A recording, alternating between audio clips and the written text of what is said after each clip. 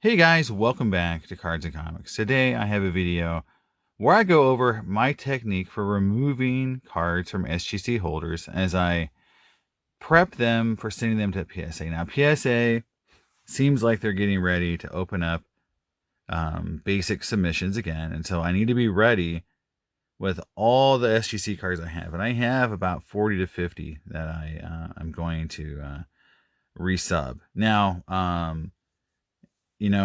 a lot of people have different techniques and how they remove cards from holders. Dremels and cutting off corners using 10 steps. I use one tool for SGC cards, and it's worked for me ever since they started, and it is a butter knife. Yes, a butter knife.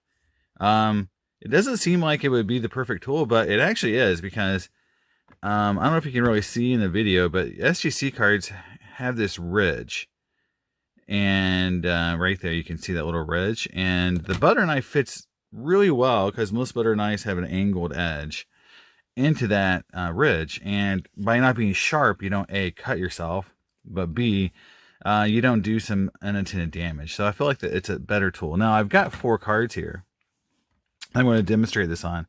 And I got picked 4 different generations of holders. So the holder 1 I've got here is, this is what I call like early SGC. So this is when they still had the logo in the back. Now the earliest one I remember is the one that had the SBC logo on them. Now, so but you can see it has the numerical grading with no let's say half point grading below it.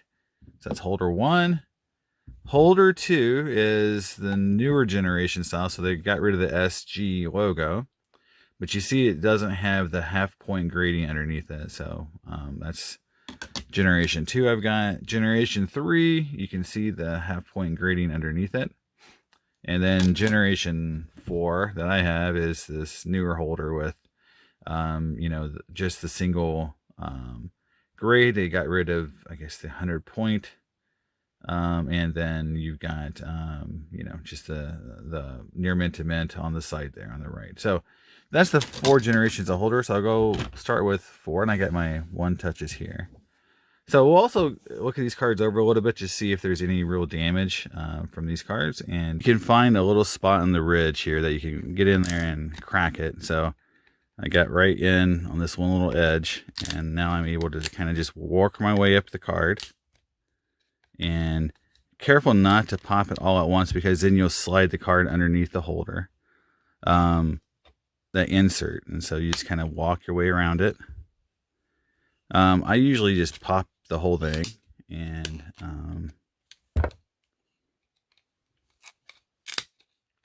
then at some point the holder gets so loose you can just pull it up like that, and then you can look at the card and see if there's any issues with the card.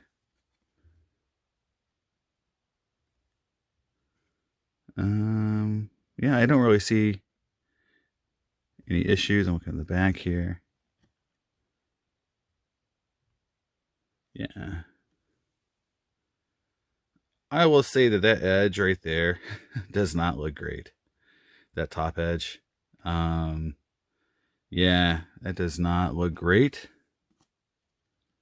The bottom edge here. It looks fine. I mean, the grade originally was an 88, so this is an 8.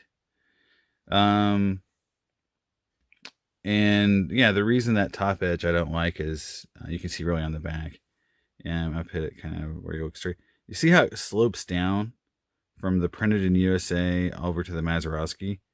It kind of slopes down.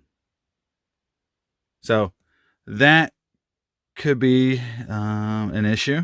So we'll see.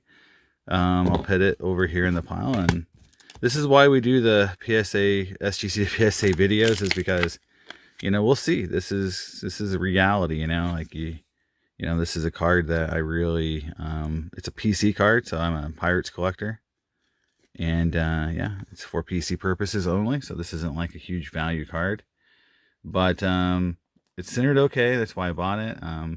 But yeah, I don't really like that top edge, honestly. It may not be a problem when PSA looks at it, but we'll see. All right, next up is the next generation holder, the Ryan Sandberg. And we'll see if we can get this thing popped open really quick. Okay. Trying to find a little spot here where the knife can find purchase. You can see it's starting to make a little creak there. There we go. Sometimes it's the corners that allow you to do this. There we go. And so some generations are a little easier than others to pop open.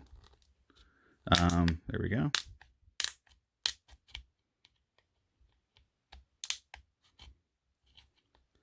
And, you know, just take your time. The reason I like this method, again, is it's simple. It normally doesn't damage cards, even though no matter whoever opens cards like this, I will say that in general, you're going to have issues damaging cards at some point in your life. Any holder, BGS is probably the most common I see damaged, but PSA I've seen damage. It's just, you can make a mistake, when you do this. There we go. This card looks really nice. Again, is it perfectly centered? Probably not perfectly. It's a little off left to right. It's got a little slope on that top border where you can see tops, a little angle there. I don't see any issues on the back. I don't see any damage from the holder. I don't see anything real weird. It's got a lot of gloss. So this looks like a card that was sent right from a pack into them. So this looks like a pack fresh card, which is awesome. Again, it's a nice card, and PSA might give it a 9, which would be awesome. Which is kind of what I'm looking for.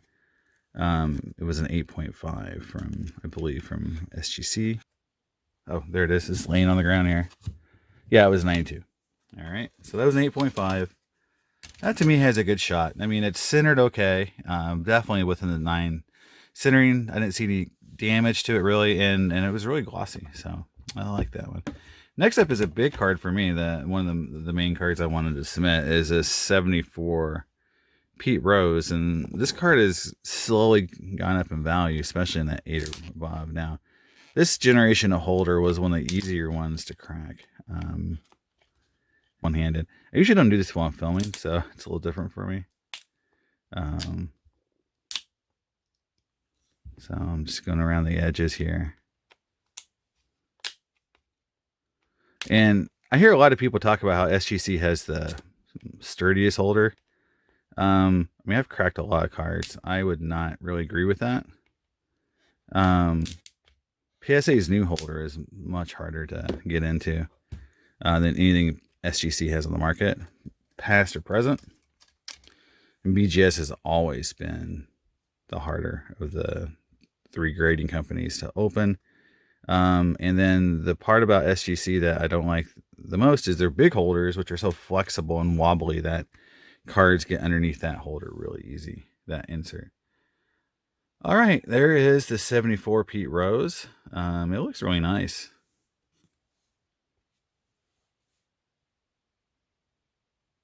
And there we go. That looks really, really nice.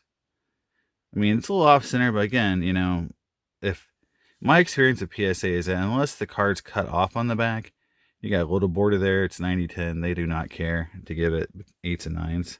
Now, you won't get a 10 like that, but you'll definitely get 8s and 9s. Yeah, I mean, it's pretty clean. It's got a little print, but look at that gloss. This card definitely did not see much time out in people's collections, holding it, touching it. I'm probably touching it more than maybe it's been touched in the past. So there you go. Yeah, it's a really nice card. So this is definitely one of the cards that I was looking forward to submitting, because I think it might come back an 8, and what I paid for this card probably was in the $20 range in the SGC holder. Back in the day, I've had some of these for a while, and I think it could 8. There you go. It could. You never know. All right, last up is this really I think a really nice Brooks Robinson. It's in the newest holder, or that, it's close to the newest holder. And we'll see how easy these are to pop. All right, that's not too hard. Okay.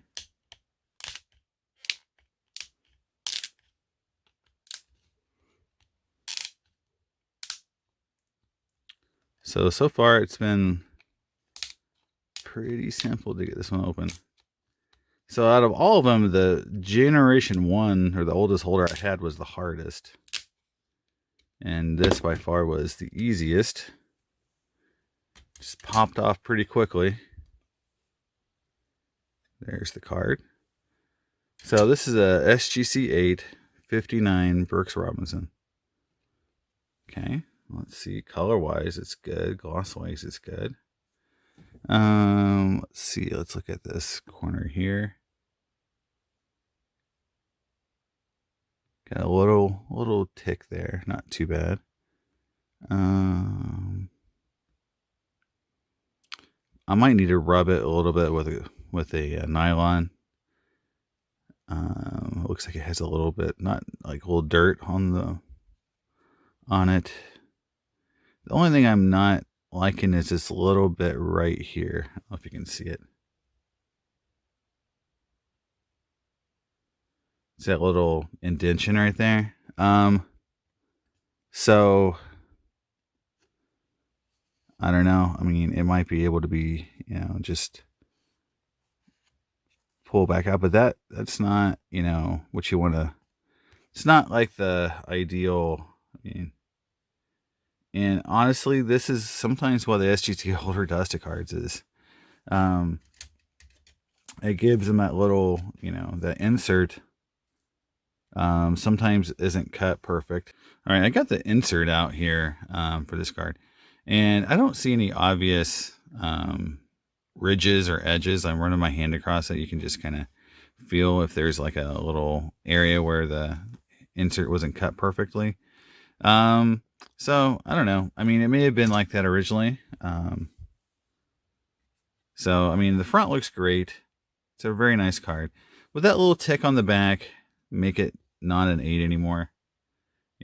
I don't know. It's, when I look at it again, it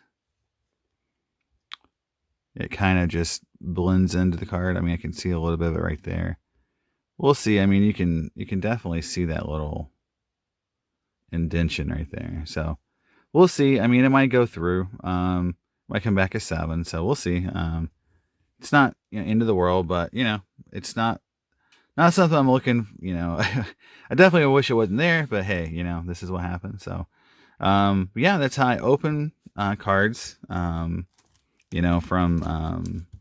SGC to get them ready to go to PSA. I kind of look them over, and again, it's got one little corner thing and that thing on the back, so it may not 8. But as a 7, it's still worth good money, and 50s Hall of Famers are getting really tough to find, even in 7 holders. I don't know if anyone else has an OCD issue where when I put them in these, I don't like them to be crooked. I'm getting better, so like this isn't going to kill me, but yeah, I used to have this thing where they had to be perfectly centered. So anyway, that's the video for today. I did 4 cards, and I've got a huge stack here of more to send in. So or to do the same thing over and over, and so I'm going to generate an order, and we'll send them into PSA, and we'll see where we get. And that'll be a future video. Thanks. Bye.